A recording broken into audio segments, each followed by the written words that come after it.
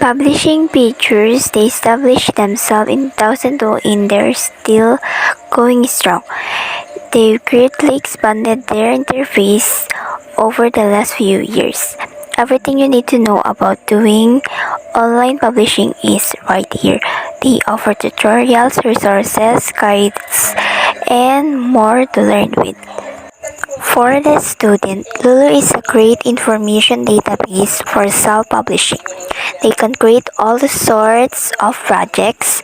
These include print books, ebooks, photo books, and calendars.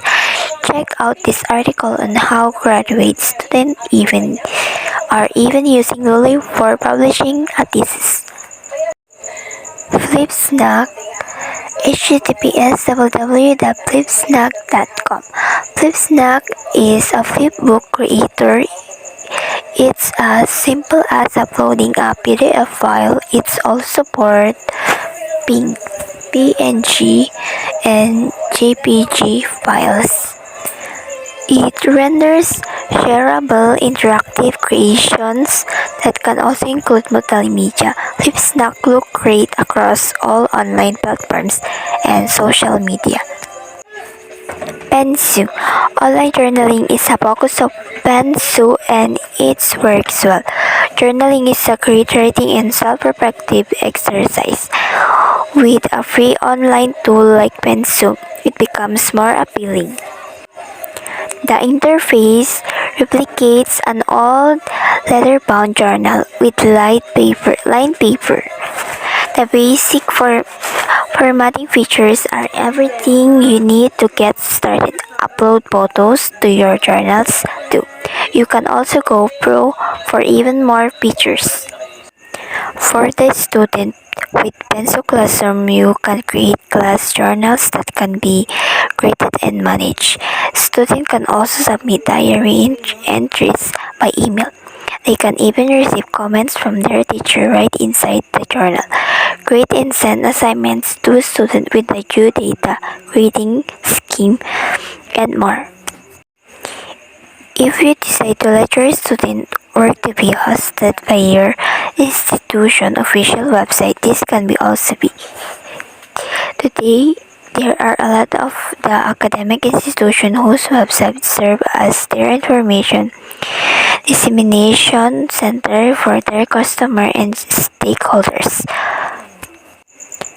Baron et al. 2002 stated that there are two fundamental stages in creating a website or web page. First, the page files and all associated images, sounds, and so forth must be created in the proper format and tested. Second, the files must all be transferred to a host computer called a web server. Baron et al. Further state that web page files must be adhered to a specific format or language called hypertext markup language (HTML). HTML uses tags to define how information is formatted on a screen. In creating a web page using HTML, students may find it intimidating, but even elementary students can do it. For language learners, using HTML may gradually expand their horizon and enrich their vocabulary and communication skills. You may search for the steps in developing a web page by using HTML through the following. The author are John Newhouse 2006, Codecademy 2020, Interneting is Hard 2017, and W3 Schools, and their URL address is B. Enhancing language skills through digital storytelling. One of the most exciting ICT-based language tasks that can be done to develop all the 4 marker skill is to create digital stories. This language task meets the demands of today's learners living in the rapidly changing world with opportunities and challenges that are different from the ones many of the previous generation grew up with.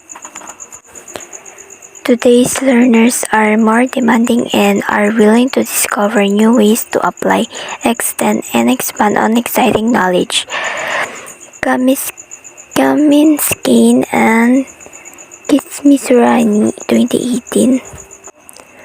Responding to these challenges, Language Classroom facilitators need to migrate a more flexible and modernized delivery of the language curriculum. Doing so leads to changes in the technological pedagogical role of the teacher and the learner. So the language competencies of the today's learner will be developed beyond the use of traditional writing tools. Contemporary language learning needs to create a new culture of teaching and learning that focuses on how to develop the ability of the student to listen, speak, read, and write in the digital age. In language education, storytelling is a common requirement that aims to share one's stories, culture, knowledge, values, language, and others. Storytelling is not something new because it has been one of the oldest activities not only inside the classroom, but even in the communities. Storytelling has been considered to have a great contribution to literacy development by improving learners' language, writing, reading, or listening skills. Kaminsky and Kisuriani, 2018. At the present, storytelling is not just face-to-face or through the aid of the traditional technologies. This can already be done digitally, hence the word digital storytelling. Numerous researches have proven that digital storytelling can bring benefits to students and other individuals. In a research conducted by the Olivia and Bidara 2017, they affirmed that digital stories are very helpful because they help develop an understanding individual experience and perception of real world among learners. Rong and Noor 2019 cited some researches conducted in various countries saying that in the basic schools in Oyo State, it was discovered that digital storytelling was able to improve kindergarten pupils' achievement in moral instruction. Moreover, it was proven in Portugal that the use of the digital storytelling among secondary school students encouraged multimodal and literacy in education. Additionally, in southern Taiwan, research showed that project-based digital storytelling technique improved elementary school student learning motivation, problem-solving competence, as well as their learning achievements.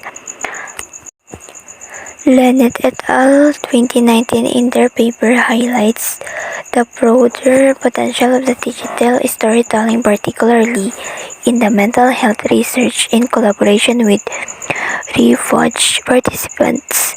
Their research concludes that digital storytelling is the valuable and ethical research tool to engage in collaborative research.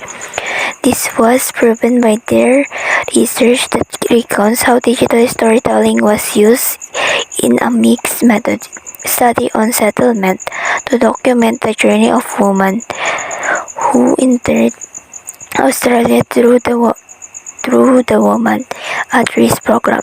McDrory and Alterio 2000 claimed that digital storytelling as one of the ICT-based pedagogical tool provides student-centered learning strategies based on learners' engagement, reflection, project-based learning, and the effective integration of technology into instruction. As an innovative and interactive approach to language skills acquisition, storytelling is seen as a very responsive variation of the traditional methods because it brings more meaningful and essential learners' engagement into the language skills acquisition process. As pointed out by Gills 2005, the employment of digital storytelling as a pedagogical tool enables teachers to elucidate certain complex topics in a simple simpler manner and create real-life or problem-solving situation where learners get activity. The following are some of existing storytelling tools listed and described by NAPEN 2018. Number 1 is Stellar. Stellar, this is a free storytelling application developed by Mambo Labs, which lets you create photo and video stories with an emphasis on design. The next web, Stellar focuses on telling a story through pictures and text. The simple yet structured layout option allows even a beginner to produce a professional standard of work. Second is Adobe Spark Page. Adobe Spark Page is a free online web page builder. Number of coding or design skills needed. Create your own beautiful web story using videos, pictures, and text. The templates and layout options available are very modern and are designed to present your work in elegant and engaging way, focusing on visual content. 3 is WeVideo. This has a goal of bringing its educational creative toolbox to a broader global audience of students and educators. WeVideo wants to make video editing available for everyone. They make it possible for friends, families, teachers, students, and businesses, small and large, to create incredible videos that motivate and inspire. WeVideo has deep roots in education and believes that creativity is driven by what is inside the hearts and minds of people, not by complicated. 4 is Padlet.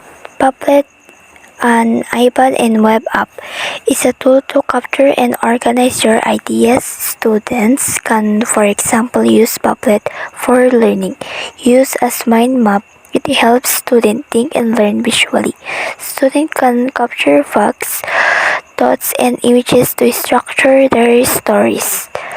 5 is Storybird. Storybird not only gives you the simple tools to create book in,